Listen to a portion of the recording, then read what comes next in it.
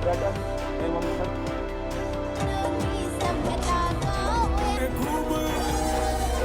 भारत माता की। नमस्कार, बहुत स्वागत आपका हिंदी खबर में। मैं हूं आपके साथ सुनील सिंह पौरुष। 1 नवंबर साल 1966 को अस्तित्व में आया हरियाणा आज 1 नवंबर 2025 को अपने गठन के 60 वर्ष पूरे कर रहा है और इस 6 दशक की यात्रा में हरियाणा ने न केवल औद्योगिक, कृषि और खेल के क्षेत्र में उल्लेखनीय प्रगति की, बल्कि सामाजिक और तकनीकी सुधारों की दिशा में भी कई महत्वपूर्ण कदम उठाए। राज्य सरकार इस साल स्थापना दिवस को हरियाणा एट 60 थीम पर विशेष रूप से मना रही है और इसके लिए पंचकूला में 3 दिन तक चलने वाला समारोह का आयोजन किया गया, जिसमें मुख्य अतिथि के रूप में राज्यपाल असीम घोष और मुख्यमंत्री नायब सिंह सैनी हैं।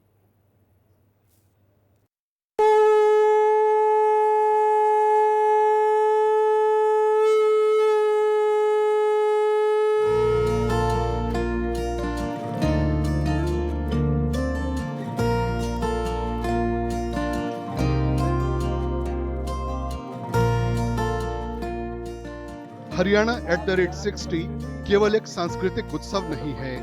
इसमें राज्य के विकास, तकनीकी प्रगति और महिला सशक्तिकरण की झलक भी देखने को मिल रही है। मुख्यमंत्री नायब सिंह सैनी के नेतृत्व में राज्य सरकार ने इस अवसर पर कई महत्वपूर्ण बदलाव किए हैं, धन्यवाद। जिनका सीधा प्रभाव लगभग 23 लाख नागरिकों के जीवन पर पड़ा है। दूध दही माखन का खाना, रणा सणा सादा पाना, जाने दुनिया सारी पूरी तरह से पेपरलेस रजिस्ट्री प्रणाली। हरियाणा सरकार ने राज्य में भूमि रजिस्ट्री प्रक्रिया को पूरी तरह से पेपरलेस यानी डिजिटल बना दिया है। ये कदम ई गवर्नेंस की दिशा में एक महत्वपूर्ण मील का पत्थर है। अब राज्य की सभी तहसीलों में संपत्ति की रजिस्ट्री ऑनलाइन पोर्टल के माध्यम से की जाएगी।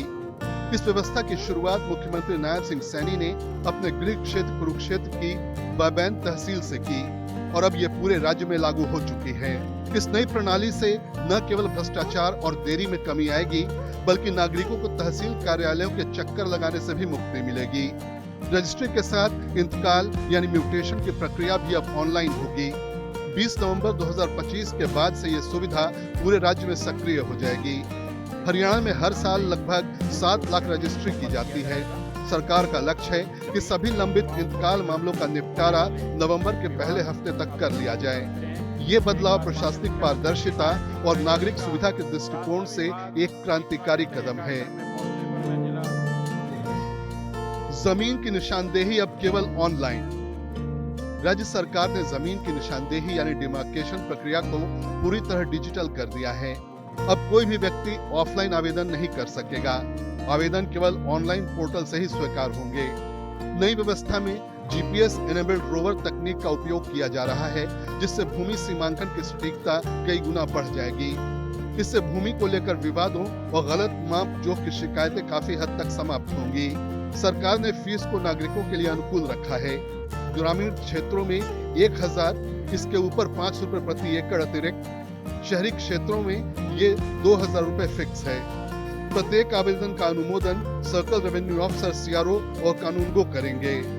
ये व्यवस्था न केवल पारदर्शिता बढ़ाएगी, बल्कि भ्रष्टाचार की आशंका को भी कम करेगी। इस बदलाव से आम नागरिकों को भटकना नहीं पड़ेगा और भूमि से जुड़े काम कुछ क्लिक में पूरे हो जाएंगे। डिजिटल निशानदेही हरियाणा को भारत के तकनीकी रूप से अग्रणी राज्यों की श्रेणी में शामिल करती है। सरकारी स्कूलों में बच्चों को अब पिन्नी और खीर। हरियाणा सरकार ने अपने सरकारी स्कूलों के विद्यार्थियों के लिए एक स्वादिष्ट और पोषण युक्त तोहफा दिया है। अब राज्य के सरकारी स्कूलों में पढ़ने वाले लगभग 15 लाख विद्यार्थियों को मिड डे मील में हफ्ते में 1 दिन पिन्नी और खीर दी जाएगी।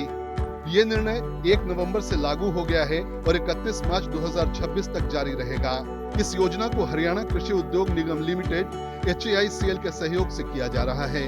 सरकार का उद्देश्य केवल बच्चों के स्वाद को बढ़ाना नहीं है, बल्कि उनके पोषण स्तर को भी बेहतर करना है। पिन्नी और खीर दोनों ही पारंपरिक भारतीय व्यंजन हैं, जिनमें ऊर्जा, प्रोटीन और आयरन जैसे तत्व भरपूर मात्रा में पाए जाते हैं। इससे बच्चों की सेहत, एकाग्रता और स्कूल उपस्थिति दर में सुधार की उम्मीद है। बाल वाटिका से लेकर 8वीं कक्षा तक के बच्चों के लिए ये कदम उनके संपूर्ण शारीरिक विकास की दिशा में एक मजबूत पहल साबित होगा। साथ ही ये हरियाणा की पारंपरिक मिठाइयों को सम्मान देने का भी प्रतीक है। लाडो लक्ष्मी योजना के तहत महिलाओं को 2100 रुपए हर महीने। राज्य सरकार ने महिला सशक्तिकरण को ध्यान में रखते हुए पंडित दीनदयाल लाडो लक्ष्मी योजना की शुरुआत की है। इसके अंतर्गत महिलाओं को हर महीने 2100 रुपए की आर्थिक सहायता दी जा रही है। इसकी पहली किस्त जारी कर दी गई। अब तक 8 लाख महिलाओं ने इस योजना के लिए मोबाइल ऐप के माध्यम से आवेदन किया है, जबकि लगभग 19,62,000 महिलाएं पात्र मानी गई हैं। ये योजना विशेष रूप से उन महिलाओं के लिए है जो आर्थिक रूप से कमजोर हैं और जिन्हें अपने घर की जरूरतों के लिए अतिरिक्त सहायता की आवश्यकता होती है। इस योजना से न केवल महिलाओं की आर्थिक स्वतंत्रता बढ़ेगी, बल्कि वे शिक्षा, स्वास्थ्य और स्वरोजगार की दिशा में भी आगे बढ़ सकेंगी। ये मोबाइल ऐप 25 सितंबर 2025 को मुख्यमंत्री नायब सिंह सैनी ने लॉन्च किया। अब तक 10 लाख से अधिक लोगों ने इसे डाउनलोड कर लिया है। विधानसभा चुनाव के दौरान भारतीय जनता पार्टी ने इस योजना को अपने संकल्प पत्र में शामिल किया था।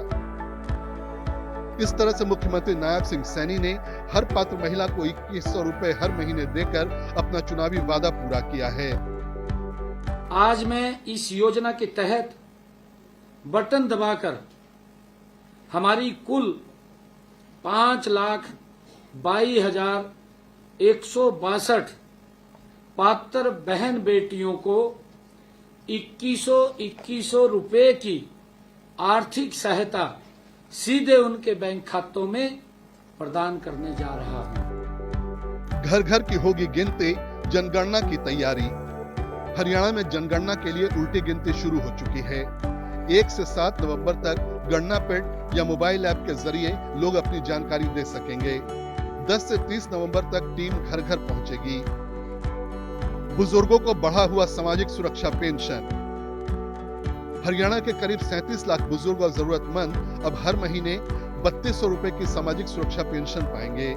ये राशि दिसंबर में खातों में आ जाएगी। दिव्यांग और विशेष श्रेणी के लाभार्थियों के लिए यह दर है। पूर्व में यह पेंशन 1000 रुपए थी, जिसे अब 3 गुना से अधिक किया जा चुका है। मुख्यमंत्री नायब सिंह सैनी ने इसे महंगाई सूचकांक से जोड़ने का ऐलान करते हुए वादा निभाया है। देश में सामाजिक सुरक्षा पेंशन देने में हरियाणा अग्रणी बन गया है। पंचकूला में 3 दिन का भव्य समारोह। हरियाणा सरकार पंचकूला में राज्य स्थापना दिवस के उपलक्ष्य में 3 दिन का कार्यक्रम कर रही है, जिसकी शुरुआत शनिवार को ही हो चुकी है। इसमें सांस्कृतिक, पारंपरिक और तकनीकी झलक देखने को मिल रही है। पहले दिन 1 नवंबर को उद्घाटन पर राज्यपाल असीम घोष और मुख्यमंत्री नायब सिंह सैनी मुख्य अतिथि रहे। कार्यक्रम के दौरान सांस्कृतिक प्रस्तुतियां, पारंपरिक व्यंजन स्थल, प्रदर्शनी और राज्य गीत के चलचित्र का विमोचन किया गया। अरे डूब ठेकरी साजे से अरबीन बांसुरी बाजे से गुडूबी गीत सुनावे से पम पम पम भोले गावे से पम पम पम पम पम पम पम ओए आगड़ी पम पम पम ओए आगड़ी पम पम पम ओए बमले। ये दिन हरियाणा की संस्कृति और गौरव को समर्पित है। ओ न्यारो में न्यारा है, सबसे प्यारा है यो मारा हरियाणा है। 2 नवंबर को जन भागीदारी दिवस के रूप में मनाया जा रहा है। दूसरे दिन प्रदर्शनी, व्यंजन स्थल और सांस्कृतिक मंच आम जनता के लिए खुले रहेंगे।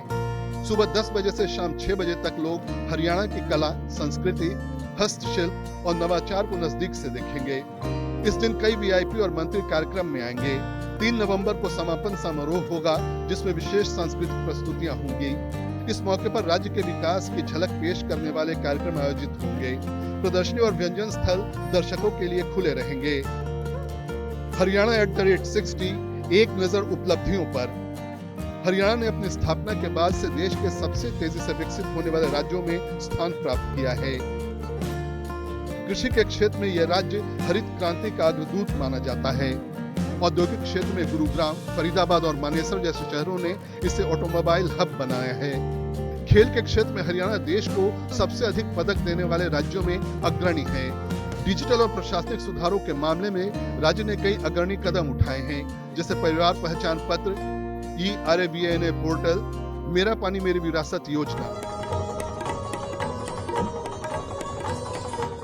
अब जब हरियाणा 60 वर्ष का हो गया है तो ये अवसर केवल उत्सव का नहीं बल्कि आगे की दिशा तय करने का भी है। मुख्यमंत्री नायब सिंह सैनी की सरकार का ये कदम पेपरलेस रजिस्ट्री से लेकर महिलाओं के बैंक खातों में सीधे सहायता राशि हरियाणा को एक डिजिटल, पारदर्शी और समावेशी राज्य बनाने की दिशा में अग्रसर करता है। हरियाणा का 60वां स्थापना दिवस राज्य के गौरव, परंपरा और प्रगति का प्रतीक है। इस अवसर पर घोषित सभी बदलाव केवल सरकारी घोषणाएं नहीं है बल्कि एक नई सोच का प्रतीक है। ऐसी सोच जो नागरिक सुविधा, महिला सशक्तिकरण, बच्चों के पोषण और प्रशासनिक पारदर्शिता को केंद्र में रखती है। हरियाणा अब केवल एक राज्य नहीं बल्कि एक आदर्श मॉडल बन रहा है, जहां तकनीक और संस्कृति, विकास और परंपरा दोनों साथ साथ चल रहे हैं। इस 60वें स्थापना दिवस पर हरियाणा वाकई कह सकता है, हम बढ़े हैं आगे, हरियाणा है नए दौर में। ब्यूरो रिपोर्ट, हिंदी खबर।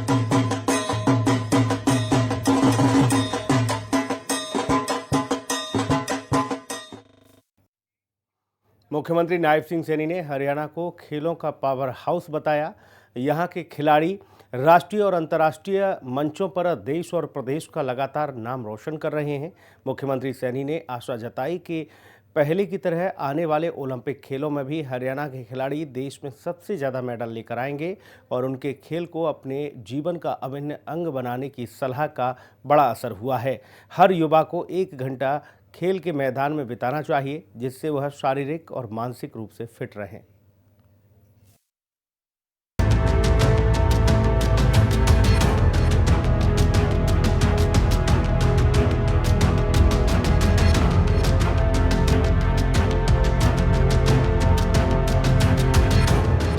हरियाणा के खिलाड़ियों ने 11 साल में अंतर्राष्ट्रीय और राष्ट्रीय स्तर पर लगातार अपना स्थान बनाए रखा है। इसका मुख्य कारण है खिलाड़ियों को बचपन से ही उनके हुनर को पहचान कर उसके अनुसार न सिर्फ प्रशिक्षण देना बल्कि उन्हें हर महीने आर्थिक मदद भी देना, ताकि वो पूरी तन्मयता के साथ अपने खेल पर ध्यान केंद्रित कर सकें। इसी का नतीजा है कि ओलंपिक 2020 में भारत के कुल 126 प्रतिभागियों में से हरियाणा के 32 खिलाड़ियों ने 4 पदक जीते। इनमें 1 स्वर्ण, 1 रजत और 2 कांस्य पदक शामिल हैं। महिला हॉकी टीम में 9 खिलाड़ी हरियाणा की थीं। ओलंपिक 2024 में भारत ने कुल 6 पदक जीते, इनमें से 5 पदक हरियाणा के खिलाड़ियों को मिले। देश के यशस्वी प्रधानमंत्री आदरणीय नरेंद्र मोदी जी ने भी 2036 के ओलंपिक खेलों में भारत को खेल महाशक्ति बनाने का लक्ष्य रखा है। हमारे खिलाड़ियों ने पेरिस ओलंपिक 2024 में भारत द्वारा जीते गए 6 पदकों में से 5 पदक हमने जीते हैं। इससे पहले टोक्यो ओलंपिक 2020 में भारत द्वारा जीते गए 7 पदकों में से 4 पदक हरियाणा के खिलाड़ियों ने जीते हैं। मित्रों, यही नहीं, एशियाई खेलों में भी हमारा प्रदर्शन बड़ा सराहनीय रहा है। एशियाई खेल 2022 में राज्य के 82 खिलाड़ियों ने भाग लिया। इनमें से देश के 111 पदकों में से 28 पदक हरियाणा के खिलाड़ियों ने जीते हैं। आने वाले ओलंपिक की तैयारी अभी से हरियाणा के खिलाड़ी कर रहे हैं, जिससे उम्मीद है कि वो इस बार और भी ज्यादा पदक लाएंगे। सीएम सैनी की मेहनत के कारण हरियाणा का हर गांव, हर शहर ऐसा खिलाड़ी देने की कोशिश कर रहा है जो विश्व मंच पर भारत का परचम लहराए। हरियाणा सरकार के प्रयासों के कारण ही हरियाणा को आज खेलों की नर्सरी कहा जाता है। प्रदेश के खिलाड़ियों ने अंतर्राष्ट्रीय स्तर पर भारत का नाम रोशन किया है। चाहे वो ओलंपिक खेल हों, एशियाई खेल हों, राष्ट्रमंडल खेल हों, हरियाणा के खिलाड़ियों ने हर मोर्चे पर तिरंगे को ऊंचा फहराया है। एशियाई खेलों में भी हरियाणा का प्रदर्शन सराहनीय रहा। एशियाई खेल 2022 में राज्य के 82 खिलाड़ियों ने भाग लिया।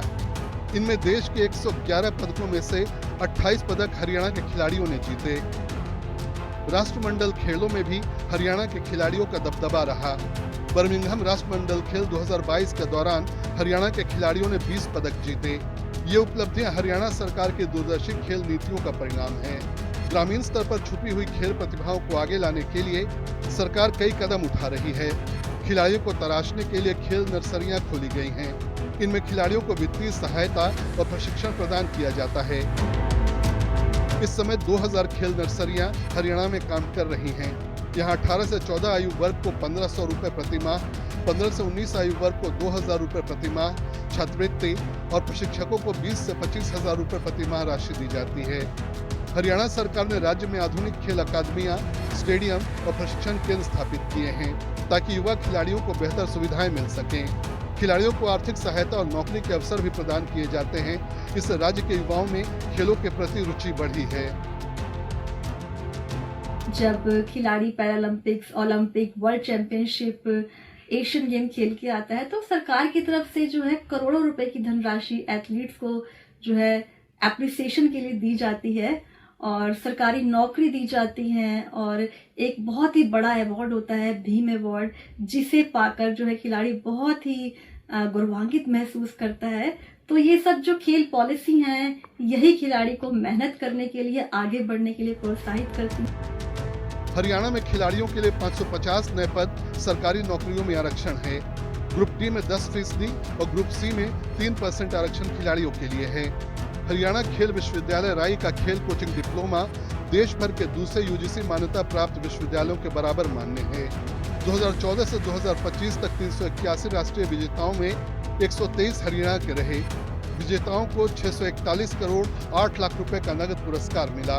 पैरालंपिक 2020 में कुल 54 प्रतिभागियों में से प्रदेश के 19 खिलाड़ियों ने 6 पदक जीते। इनमें 2 स्वर्ण, 2 रजत और 2 कांस्य पदक रहे। पैरालंपिक 2024 में भारत के कुल 29 पदकों में से 8 हरियाणा के खिलाड़ियों ने अपने नाम किए। द्रोणाचार्य, अर्जुन अवार्ड और मेजर ध्यानचंद खेल रत्न को 20,000 रुपए प्रति माह दिया जाता है। तेंजिंग नोर्गे अवार्डी को 20,000 रुपए प्रति माह और भीम अवार्डी को 5,000 हर महीने दिए जाते हैं। ब्यूरो रिपोर्ट, हिंदी खबर। हरियाणा सरकार किसानों को लगातार हर तरह की सहायता प्रदान कर रही है। यहाँ पर 24 तरह की फसलों की खरीद मिनिमम सपोर्ट प्राइस पर होती है। हाल ही में गन्ना किसानों को फ़ायदा पहुँचाते हुए अगेती और पिछेती दोनों की किस्म के गन्ने की खरीद रेट हरियाणा सरकार ने बढ़ा दिए हैं। सामाजिक सुरक्षा, फसल बीमा, बेहतर सिंचाई सुविधाओं के साथ आधुनिक कृषि तकनीकों के कारण किसानों को काफ़ी लाभ पहुंच रहा है। हाल ही में आई बाढ़ के बाद ऑनलाइन क्षतिपूर्ति पोर्टल के माध्यम से किसानों को हुए नुकसान का मुआवजा भी दिया जा रहा है। मुख्यमंत्री नायब सिंह सैनी ने गन्ने के रेट में दिवाली से ऐन पहले बढ़ोतरी कर दी। इस तोहफे से किसानों के चेहरे पर मुस्कान आ गई। एक के बाद एक किसान मुख्यमंत्री निवास संत कबीर कुटीर पर सीएम नायब सिंह सैनी को इसके लिए धन्यवाद देने पहुंचे। खुद कृषक पृष्ठभूमि से आने के कारण सीएम सैनी हमेशा किसानों के हितों के लिए तत्पर रहते हैं। हरियाणा में गन्ने के अगेती किस्म का मूल्य 400 रुपए से बढ़ाकर 415 रुपए प्रति क्विंटल और पछेती किस्म का मूल्य 393 रुपए से बढ़ाकर 408 रुपए प्रति क्विंटल कर दिया गया। इससे गन्ना किसानों की न सिर्फ आय बढ़ेगी बल्कि ये प्रदेश की कृषि अर्थव्यवस्था को भी मजबूती प्रदान करेगा। दूसरे किसानों को भी हरियाणा में काफी फायदा पहुंचता है। यहाँ केवल 48 घंटे में फसल की खरीद का भुगतान हो जाता है। किसानों को पैसे के लिए इंतजार नहीं करना पड़ता। मैं अपनी जीरी बेचने के लिए मंडी में आ रहा हूँ। जो जनस के जो पैसे हैं जीरी के, ये भी इतनी बढ़िया सुविधा है। अब जो पैसे हैं वह साथ के साथ खाते में आ जाए। किसानों को लेकर तो आज तक जो किसी भी सरकार ने नहीं किया था वो सब कुछ ये सरकार कर रही है इतने अच्छे ढंग से। मैं तो आज तक ये सुना था। कभी कोई किसी की रिपोर्ट में बता रहे थे कि ऐसा लागू करना चाहिए, वैसा लागू करना चाहिए, लेकिन किसी ने कुछ नहीं किया। अब देखो सभी तो एमएसपी, सभी फसलें एमएसपी के दायरे में आ गई हैं। बाढ़ पीड़ित किसानों को क्षतिपूर्ति पोर्टल के माध्यम से लगातार राहत पहुंचाई जा रही है। एक क्षतिपूर्ति पोर्टल के माध्यम से जो भारी वर्षा के कारण घरों, घरेलू सामान और पशुओं की हानि हुई है, उसके लिए 2386 जो लोग इफेक्ट हुए हैं उनको मुआवजा के तौर पर 4,72,06,000 रुपए की राशि आज उनके खातों में पहुंचाई गई है। पीएम किसान सम्मान निधि से 20 लाख किसानों को 6,917 करोड़ 36 लाख रुपए से अधिक मिल चुके हैं। 33 लाख किसानों को 9,025 करोड़ 58 लाख का बीमा दावा मिला। पराली प्रोत्साहन योजना अब 1,200 रुपए प्रति एकड़ हो गया है। किसानों को पराली जलाने की जगह उसका निष्पादन किसी दूसरे तरीके से करने को कहा जाता है। पराली जलाने से सबसे पहले किसान के परिवार को ही प्रदूषण की मार झेलनी पड़ती है। हरियाणा सरकार पराली के निस्तारण के लिए कई तरह की मशीनें किसानों को देती है। पराली को पेलेट बनाकर ऊर्जा के स्रोत के रूप में भी इस्तेमाल किया जा रहा है। मेरा पानी मेरी विरासत के तहत धान की जगह दूसरी फसल बोने पर किसानों को 8,000 रुपए प्रति एकड़ का अनुदान मिलता है। धान की फसल काफी पानी मांगती है। हरियाणा में पानी की कमी है। ऐसे में किसान भी सरकार की सलाह मानकर काम कर रहे हैं। मेरी फसल मेरा ब्यौरा पोर्टल से 12 लाख किसानों के खातों में 1.5 लाख करोड़ सीधे उनके खातों में गए हैं। हर खेत तक पानी पहुंचाने के लिए राज्य स्तरीय विशेष कार्यबल का गठन किया गया है। 11,18,000 एकड़ में सिंचाई के विस्तार के लिए 1,482 करोड़ 23 लाख की योजनाओं पर काम किया जा रहा है। किसानों को सौर पंप पर 75% और सूक्ष्म सिंचाई पर 85% तक अनुदान दिया जाता है। ब्याज रहित योजना 2014 के तहत लगभग 5,50,000 किसानों को 1,284 करोड़ 55 लाख की राहत दी गई। समय पर ऋण चुकाने वाले किसानों को प्रभावी शून्य ब्याज दर पर नया ऋण दिया जाता है। भावांतर भरपाई योजना के तहत 21 फलों सब्जियों पर 135 करोड़ 37 लाख की राशि 29,864 किसानों को दी गई। फसल मुआवजा भी 12,000 से 15,000 प्रति एकड़ बढ़ा दिया गया है। ब्यूरो रिपोर्ट, हिंदी खबर। हरियाणा सरकार राज्य के विकास के लिए बुनियादी ढांचे के निर्माण पर देखिए लगातार काम कर रही है। 11 साल में सड़कों, एक्सप्रेसवे और औद्योगिक कॉरिडोर के विकास से परिवहन और व्यापार को नई दिशा मिली है। अंत्योदय परिवार योजना और दूसरे कार्यक्रमों के माध्यम से हर वर्ग तक परिवहन सेवाएं पहुंचाई जा रही हैं। उद्योग एवं वाणिज्य के क्षेत्र में हरियाणा सरकार मिशन मोड में काम कर रही है। राज्य में औद्योगिक गलियारे, औद्योगिक पार्कों और एमएसएमई इकाइयों को प्रोत्साहन देकर रोजगार के नए अवसर सृजित किए जा रहे हैं। सरकार निवेशकों को आकर्षित करने के लिए ईज ऑफ डूइंग बिजनेस को मजबूत बना रही है।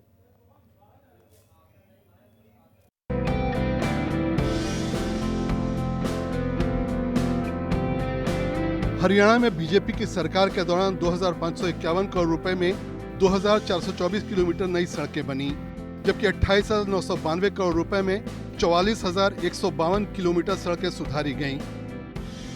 14 नए बाईपासों के लिए 1,030 करोड़ 1 लाख रुपए स्वीकृत किए गए।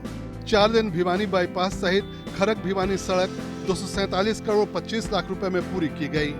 पिंजौर बाईपास का 97% निर्माण 170 करोड़ 27 लाख रुपए में पूरा किया गया। प्रधानमंत्री ग्राम सड़क योजना के तहत 1,886 करोड़ रुपए से 3,477 किलोमीटर सड़कों का निर्माण किया गया।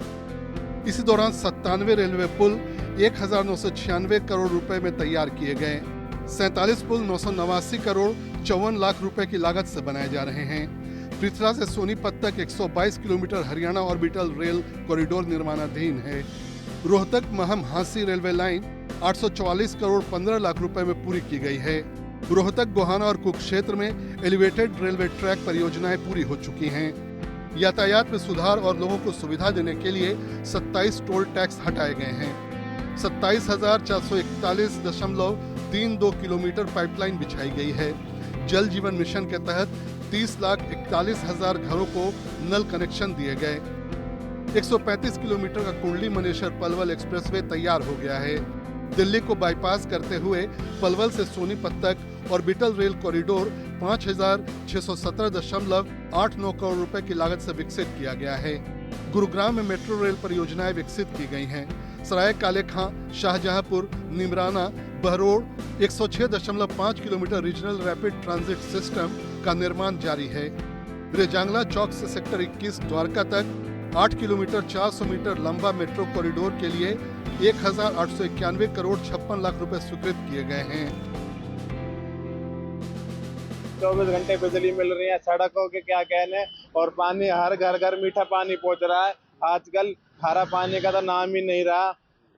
बीजेपी सरकार जब से आई है, नायाब सिंह सैनी हमारे बने और बहुत बेहतरीन कार्य हुए हैं। जिस प्रकार से कहीं हाईवे वगैरह जाओ, नितिन गडकरी सराहनीय है, उनकी कहनी माननी पड़ेगी कि इतने बढ़िया बढ़िया हाईवे फ्लाईओवर बना दिए कि उनके कहने ही क्या। बहुत बड़ी दिक्कत होती थी, आने जाने में बहुत देर लगती थी। अब तो 4 घंटे की रास्ता 1 घंटे में तय हो रही है। अच्छे हाईवे बना दिए। हाँ, अच्छे हाईवे, बहुत बढ़िया। बिजली की बात करी जाए तो किस तरह से बिजली मिल पा रही है लोगों को? बहुत बढ़िया, अच्छी तरह मिल रही है बिजली। और पानी की बात करी जाए, पानी भी अच्छी तरह मिल रहा है। इसी तरह से उद्योगों में भी हरियाणा अग्रणी बना हुआ है। मारुति सुजुकी 18,000 करोड़ रुपए के निवेश और 11,000 रोजगार के साथ IMT खरखौदा में 800 एकड़ पर अल्ट्रा मेगा ऑटो प्रोजेक्ट स्थापित कर रही है। सुजुकी मोटरसाइकिल प्राइवेट लिमिटेड को 100 एकड़ भूमि आवंटित की गई है। IMT रोहतक में 70 एकड़ भूमि पर फुटवेयर क्लस्टर पार्क विकसित किए जा रहे हैं। महेंद्रगढ़ में वेस्टर्न डेडिकेटेड फ्रेट कॉरिडोर के पास 886.78 एकड़ में $700 मिलियन लागत से मल्टी मॉडल लॉजिस्टिक हब विकसित हो रहा है। राज्य में 10 नए IMT स्थापित करने की प्रक्रिया शुरू हो चुकी है। सिंगल विंडो सिस्टम से निवेश स्वीकृति का समय 24 दिन से घटकर अब केवल 12 दिन रह गया है। इससे हरियाणा में उद्योग लगाना काफी आसान हो गया है। मैं पिछले 11 वर्षों में जो भारत सरकार की, हरियाणा सरकार की उद्योग को लेकर जो नीति है उसकी काफ़ी सराहना करता हूं। हमारे मोदी जी का, नायब सिंह सैनी का बहुत बहुत धन्यवाद देता हूं। उन्होंने उद्योगों को बढ़ावा देने के लिए जो भूमि अधिग्रहण का सरलीकरण किया है, टैक्स में, लोन में रिबेट, सब्सिडी का, बिजली का, मतलब काफ़ी कुछ बहुत अच्छे काम किए हैं जो हमारे प्रदेश की प्रगति में सहायक है। फ्लिपकार्ट समूह मानेसर में 140 एकड़ भूमि पर एशिया का सबसे बड़ा सप्लाई सेंटर बना रहा है, जिससे 16,000 रोजगार सृजन होगा। स्टार्टअप रोजगार सब्सिडी योजना के तहत हरियाणा में प्रति व्यक्ति 30,000 से 48,000 वार्षिक सहायता दी जा रही है। राज्य में 12,20,872 MSME पंजीकृत हैं। MSME की वित्तीय शिकायतों के निस्तारण के लिए सरल हरियाणा पोर्टल की स्थापना की गई है। ब्यूरो रिपोर्ट, हिंदी खबर। और इस बुलेटिन में इतना ही। नमस्कार।